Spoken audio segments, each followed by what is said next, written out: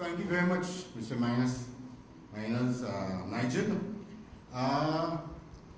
It's a pleasure to be here this morning. Worship the Mayor of Point Fortin. All of the protocols observed. Good day. It is indeed a great honor and privilege for me to stand before you and speak at this important event.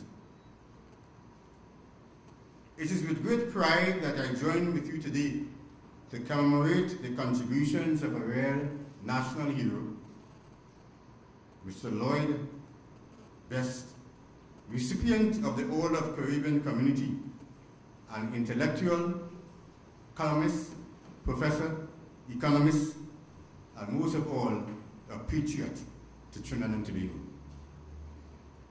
It is perhaps also very fitting to stage this event here in Point Fortin. I must commend the organizers for such a place where the humble beginnings of our energy industry was born. As such, this event has brought together the contributions of both a great man and a great place, both which have had a tremendously positive impact on national development. As some of you may be aware, I was born in Point Fortin, and I lived less than 400 meters from the location of the first commercial oil well in Trinidad and Tobago. Some 40 years ago, I commenced my career in the petroleum industry at Shell Trinidad Limited, and therefore, Point Fortin is home for me in many ways. Allow me this morning, since the topic for today is Island and Archipelago, Energy, Environment, and Community, to address this gathering on Point Fortin, taking into consideration the energy that emanated from Point Fortin, setting the stage for the community and the environment. And in so to do, I need to go back to prior to the discovery of oil. I met a good friend this morning by the name of Ernest Thompson. In fact, I'm so pleased that I taught him in Sunday school that he could still remember some of the scripture verses that I shared with him. And he remarked about Point Fortin.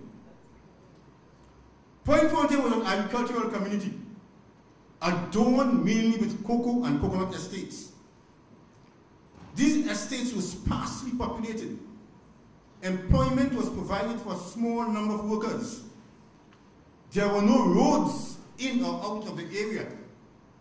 People commuted by coastal steamers. The inhabited area was located along the seacoast. So in 1909, the cost of a trip to Brighton from Port of Spain was $3.66 first class return, $2.69 second class, and $1.49 third class. The journey took approximately 3 hours. Ladies and gentlemen, my dear friends, students, the third class passengers were all residents of Point Fortin, and I want to start here. Have the residents at Point Fortin been able to remove from the third class category after 100 years? There have been considerable changes since then. But we need to address what those changes have done to the community of Point Fortin. In the recent past, a road traffic monitoring exercise conducted by the Caribbean Industrial Research Institute showed that there were approximately 30,000 vehicles in and out of Point Fortin on any given day. That number has multiplied in the last 3 years. What has that done to the environment at Point Fortin? From a steamer taking 3 hours to 30,000 vehicles in and out of Point Fortin, what has that done? And I'd like to address that a bit. In order to do that, I need to move from the cocoa and coconut estate to the oil industry. Let us now look at the beginnings of the oil industry as it dawned upon our beloved country. and our community of Point Fortin. Many documents have been written about the beginnings of the oil industry in North America, and particularly concerning the activities of a gentleman by the name of Colonel Drake, who in 1859 encountered oil in Titusville, Pennsylvania, at a depth of 70 feet. However, let us recall what was happening in Trinidad in the year 1859. The pitch lake was, of course, well known, as our postage stamps would remind us. So Walter Raleigh used our pitch lake to caulk leaks on the ships at Labrador. Additionally, our pitch lake was a source of wonder to the Spanish settlers, who considered it, and I quote, rather messy. The pitch lake, however, definitely drew the attention and interest of General Abercrombie and Lord Cochrane when the island came under British rule following its capture in 1797. Much interest was aroused in the possibility of obtaining oil from the pitch lake. A few years later, Mr. Walter Darwin, a civil engineer from the United States, came to Trinidad and Tobago. Having drilled a dry hole somewhere near San Fernando, a successful well in the ARCHIPELAGO estate was completed in 1866-1867 at a depth of 160 feet. In the following year, another venture took place with Trinidad Lake Petroleum Company. In 1901, Randolph Ross came. He was regarded as the father of the Trinidad oil industry. His association with Mr. Lee Long owned adjacent properties in the area and made several strides in developing commercial oil fields. All that aspect is taking place in the southwest part of Trinidad and Tobago. In fact, it was one of the results of Russ's early efforts towards the government to bring out an eminent geologist by the name of Mr. Cunningham Craig in 1904 to map Trinidad geology with the primary objective of locating oil fields. Another personality, dynamic as Russ and Cunningham Craig, Arthur B.P. Thompson, came in 1906. Craig's survey directed drilling interests to the Point Fortin region. I'm saying all of this very quickly, just to bring to you to the Point Fortin region. And here what happened. While they started drilling, conditions were healthy. Staff and employees suffered severely from malaria. And in April 1907, there was a serious outbreak of yellow fever. I'm demonstrating the struggles, the challenges that took place in those years. And we must really look at Point Fortin and really be pleased by those who really worked hard to bring it to this position.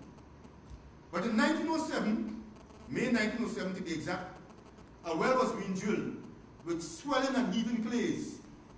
A number of shallow producers was completed in 1907. A number of wells was drilled and completed between 1908 and 1910. And Mr. G. Higgins' book, titled The History of Trinidad Oil, states categorically, there's a certain amount of conjecture as to who drilled the first commercial oil discovery in Trinidad due to poor production records and doubt as to what defines commercial. But what exactly do we mean by commercial? Financially, this simply implies that the income from oil discovered recoups the original drilling and production costs, plus, and allows a profit on the operation. And J. E. Higgins continued, it would seem that well number 3 at Guapo Point Fortin, completed by the Trinidad Petroleum Company in December 1907, could have been the first commercial oil well. And I quote him. He writes of the well, striking or flowing oil in a rich oil sand at 7-10 feet. Many visitors arrived to view the spectacle of oil, gushing from a well, which proved to be the forerunner of a number which entered production within the shallow depths of 1,400 feet. Ladies and gentlemen, I'm pleased to tell you, looking at the coordinates of that well, Point Fortin Central, Guapo number 3, is located at the Point Fortin West Secondary School. Are any students here from Point Fortin West Secondary School today? On the right, none. 0. As you enter that school, on the right, you'll notice there's a seep. On the right. When you look at the coordinates of that well, if B G.E. Higgins is correct, and we believe that he is, Shell Trinidad Limited has another well about 280 meters away, as such, with a particular writing on it, which seems to be the well that Shell determines that that will be a commercial well. But according to history, I want to say right in an area that the people of Point Fortin, being educated, the students, they are not aware that the first commercial well was drilled right on that place. It shows to me how we view our history in Trinidad and Tobago and how we view our history at Point Fortin. Why have I done that? It's to indicate to you the following. There were early successes in the southwest part of the island. There were successes at Point Fortin, there were successes at Guapo, Parrylands, and Brighton. But it should therefore be noted that the official launch of Trinidad's commercial oil production began at Point Fortin in 1908. Therefore, I'm emphasizing the fact that Point Fortin is the birthplace of commercial oil production in Trinidad and Tobago.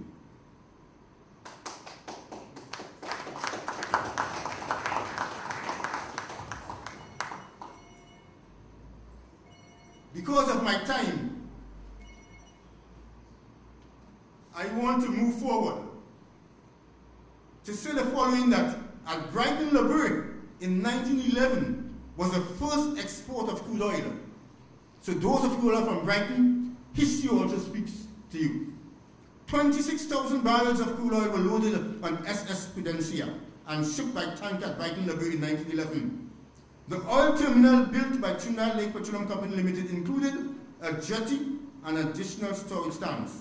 The latter were the largest built in the world at the time. I want to say there are many firsts in South Trinidad. I just want to say that in Pennsylvania, where I was there in 1986, at a particular forum, I quoted the history to show that the first well that was drilled was in Trinidad and Tobago in Pennsylvania. That was the only course that I was challenged not to get an A, because it told me I was wrong with my historical facts. But let me say to you that according to the records, again, in the southwest part of Trinidad and Tobago, the first oil well, except that was drilled in China, was in Trinidad and Tobago. Again, another first in our period. Let me now move to Shell, which I need to do before. Shell subsidiary, another Shell subsidiary, United British Oil Fields, was set up after the commercial oil well was drilled in 1913 to manage and develop the properties. UBOT then became Shell Trinidad Limited. At this juncture, one must not forget the immense impact that Shell had on the development of Point Fortin, since we are dealing with energy, environment, and the community. To sum it up, I can say, Vidi, Vidi, Vici. Shell came, Shell saw, and Shell conquered. When the Shell Group entered in Trinidad and Tobago in 1913, our cumulative oil production was 1 million barrels of oil. Upon the departure in 1974, when I remarked that the Prime Minister of the Republic of Trinidad and Tobago, while I was there then, when he lowered the flag, and he raised the Petro Trinidad flag, he clearly stated that Point Fortin will show them the way. He also indicated then that his second resident will be at Clifton Hill.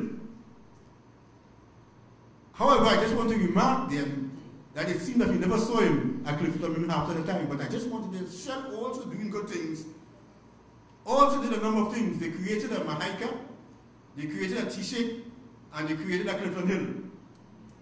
And if you understand the history between Clifton Hill, Mahaika, and Shell, then you recognize what is happening to the community.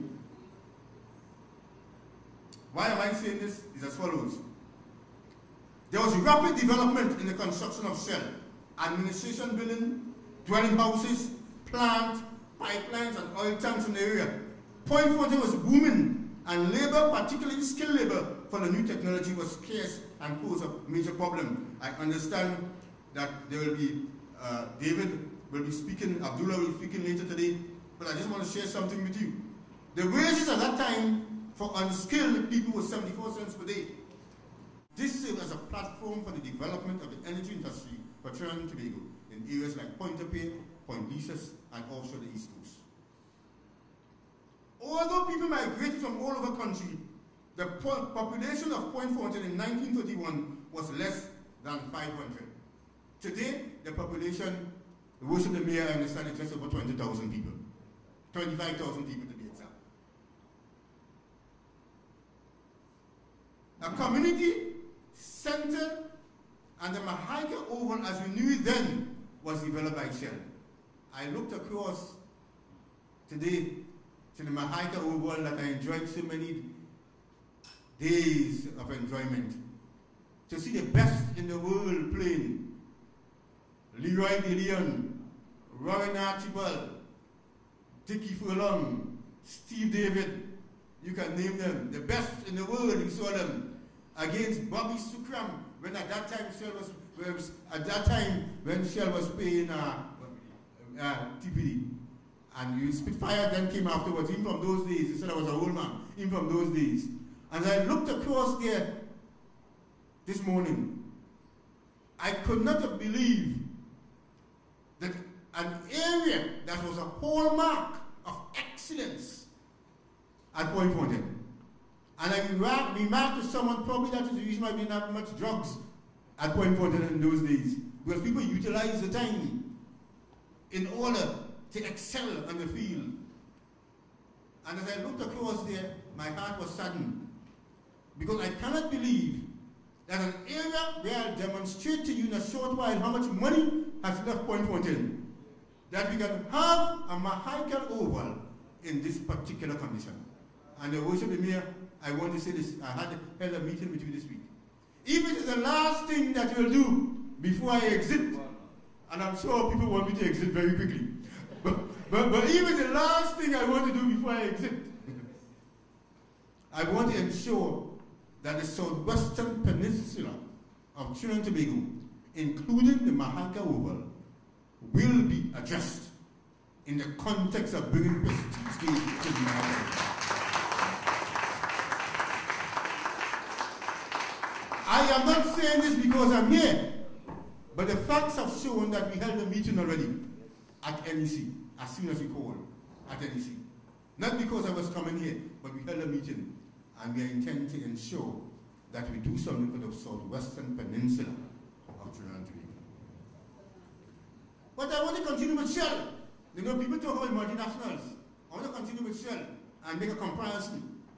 Shell provided natural gas to homes at Point Fortin for cooking. The first time I knew a flame went for 24 hours is when I used to live in Tisha Village. 24 hours, you had I couldn't believe it then. And why? Because Shell was using our natural resource, less than 5 million standard cubic feet per day in the entire Point Fortin area, the entire forest reserve area, even down to Guadari area, so that people could have had gas to cook, to feed the family. That is a contribution of Point Fortin made. Today, that is less than a measurement error to the current production of 4.2 billion cubic feet per day. The associated gas was a nuisance because oil was a bounty. In fact, Shell was so important to this community that Reed Road was named after a former managing director, G.L. Reed, who took keen interest in developing Point Fortin. Ladies and gentlemen, I have spoken about onshore exploration. I just want to touch a base on Trinidad, Chinma. 1954, the first offshore marine exploration well was drilled. As such. As of today, when you look at Chinma, Wapo, Point Fortin, Parilands, they have contributed 1/3 of the cumulative oil production in the country. They have contributed at this point in time there are 3.3 billion barrels of oil have been produced in this country. The Southwest Peninsula have contributed over 1 billion barrels of oil at this point in time. Trinidad has contributed over 800,000 barrels of oil. Why am I saying this? Subsequent to Petrotrin's acquisition of Trinidad in 2002, the government has had to accept all environmental obligations by the predecessor companies. That's a part of the environment I want to talk about. Notwithstanding this issue to date, Trinidad has generated the value of the cumulative oil production from 1954 to now is about $30 billion have been generated from the Trinidad oil fields. $30 billion. Why am I saying this to you? Ask the question. Ask the question. Of that $30 billion TT, approximately, and I'll show to you that as you forecast, Trinidad can produce another 50,000 barrels of oil per day for the next 25, 30 years. I have before me a forecast of oil price. Everybody that will be wrong with that forecast, but it's a forecast. And I show you that Trinidad has the potential of producing from that area another TT equivalent of over $30 billion. I think the time has come for us to ask ourselves, what is the definition of enlightened mineral management that includes petroleum and natural gas around the world? When a company is producing, not as a state enterprise, producing oil in an environment, how much of that should be given back to the community?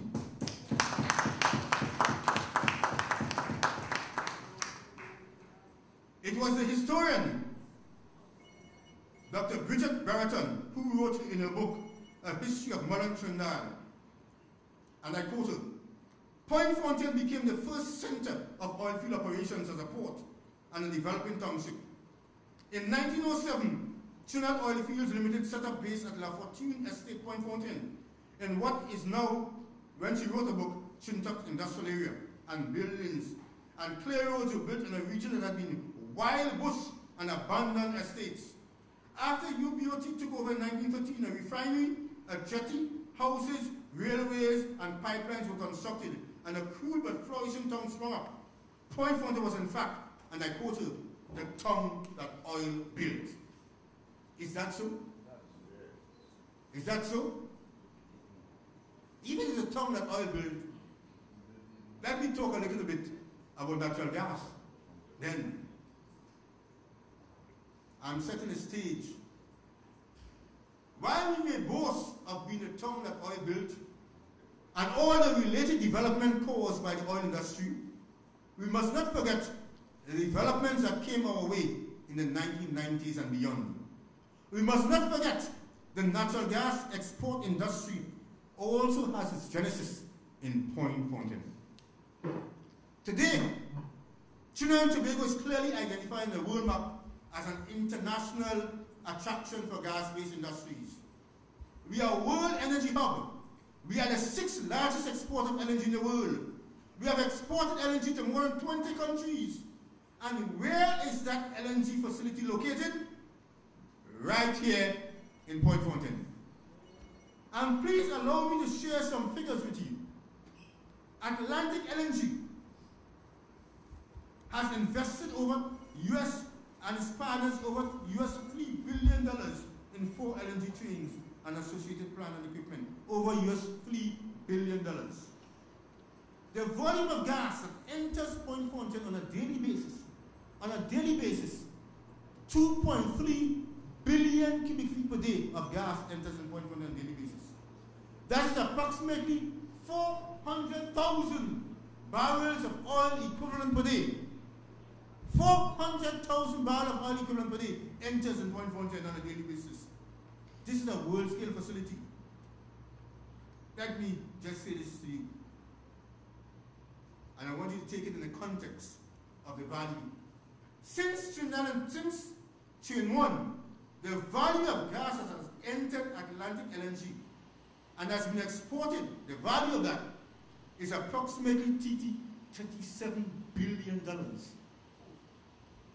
Coming out from the facility at Point Fortin is approximately $37 billion from then to now. If you use Nexen forecast for gas price for the next 20 years, the value coming out from Atlantic LNG will again be in excess of $30 billion TT dollars, even though gas price has decreased in the US. Like, for example, this morning, the gas price was $2.33 in the US per 1,000 cubic foot. In 1954, the gas price was zilch. Why? Because it used to be flared. In 1908, the oil price was just about 17 cents per barrel, lower. This morning, the oil price was $1.05, $105.61 per barrel. What am I trying to say to you? I'm trying to say the following. Over the years, Point Fortin has been through several transformations. From humble beginnings as an agricultural village to an industrial center for oil production, and later on an industrial center for LNG production. As such, you'll agree with me that Point Fortin is the birthplace of Trinidad's oil and LNG industries. The establishment of Atlantic LNG plant represents a rebirth of the energy industry at Point Fortin. The advent of commercial oil production was in Guapo in the year 1908, but over 100 years ago, the people of Trinidad and Tobago attracted and welcomed a 2.3 BCF per day natural gas liquefaction facility of world repute. Therefore, ladies and gentlemen, the most important intervention, I want to say this, in the landscape of the energy sector over the last 50 years has seldom been mentioned, and I want to mention it this morning. Because as a result of that landscape, about $11 billion TT dollars has come into Trinidad, has come into Point Fortin, and that is the production sharing contracts. The production sharing contracts has allowed LNG to be a paramount part in the revenue stream of Trinidad and Tobago. Petrochen's reports have indicated, ladies and gentlemen, as I move to the future, that there's 4.7 billion barrels of heavy oil reserves of a quality better than Venezuelan crude oil located onshore and offshore in the southwest Trinidad and Tobago. It has estimated that 800 million barrels can be recovered with current technology and economics. The heavy oil reserves in Farlands alone estimated over 1 billion barrels. I am saying all of this to say we had commercial oil production, we had Atlantic LNG gas. There's a new dawn to come away, and that is the production of heavy oil. And all of that new dawn, all of that has generated right here at Point Fortin. So a new dawn will be upon us. Students, I want you to prepare for it. It is not too distant future. Before closing, I'd like to make one last point, and probably a couple. And this does not apply to Point Fortin alone, because we are talking about the Caribbean. In the last century, many companies have passed through Point Fortin, some making a greater contribution than others. However, one fact cannot be disputed. The people and government of Trinidad and Tobago have always honored our commitments and contracts with these companies. And that is something we should be proud of. And that is why companies continue to return. However, as we analyze and or discuss energy, environment, and the community, as well as a new frontier still to come, we must not forget to protect our environment and beauty of Point Fortin. In this regard, while we embrace the growth and development of Point Fortin, we must never sacrifice our environment, our beaches, forestry, and wildlife in the process. The damage to the Clifton Hill Beach facility is evident of perhaps poor planning and management of such developments. The only thing that my mother enjoyed really in the last days and wished was for me to drive her to the beach when I come to Point Fortin, to drive under 2 coconut trees, park the car under those 2 coconut trees, allow her to walk from the car onto the beach and to bathe. She did not want money from me, she just wanted me to do that. And the last days, I was unable to do that because there were no coconut trees. And more than that, there was not a beach for her to bathe. So even though we are speaking about energy, about development, even though we are speaking about all of these $1 billion leaving Point Fortin, we must be steadfast to ensure that our environment is kept.